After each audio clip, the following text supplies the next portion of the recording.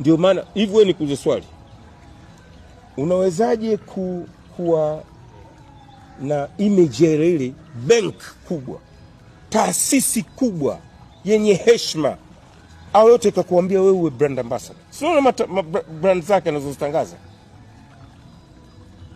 Juzi umekuta kokoto, labda ni kokoto analipwa 200,000 300,000. Wewe unaishi kwa mke anayelipwa ifai yake, sitaki kumtaja lakini sio sawa. Kila siku zungumzia huyu. Mara juzi mnasema mbona Baba Levo kamdhalilisha mtu mmoja. Nani alomwanza? Sasa Baba Levo tofauti na Haji. Haji unamtukana, Baba Levo anakufyatua. Na ni kweli alichokisema, sio uongo, ni kweli. Aonyeshe bwana. Nao akijaribu kuweka hati ya uongo, ile nyumba anasema bilioni 1.3 ilokakaa kipande cha chocolate, akitoa hati ya uongo jela, ujue. Mwambieni bwana nataka hati.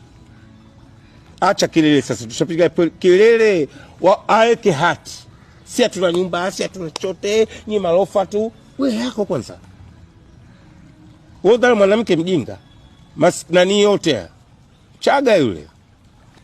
Ndani fala wewe.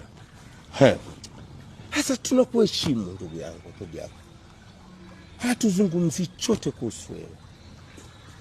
Mimi ningetaka nisingekuwa zungumzia chochote, ningekuwa zungumzia lako. Ningekuwa adili na hilo tu. Bahati mbaya mimi mambo haya washerati na nini sio mambo yangu. Mimi na mambo yangu ninayajua. Lakini kwa tanalo mashallah, lazima tusifu maumbile ya Mwenyezi Mungu. Nani anabisha? Mimi sawa na anikwa juani, nikianikwa mimi anakaa si juani.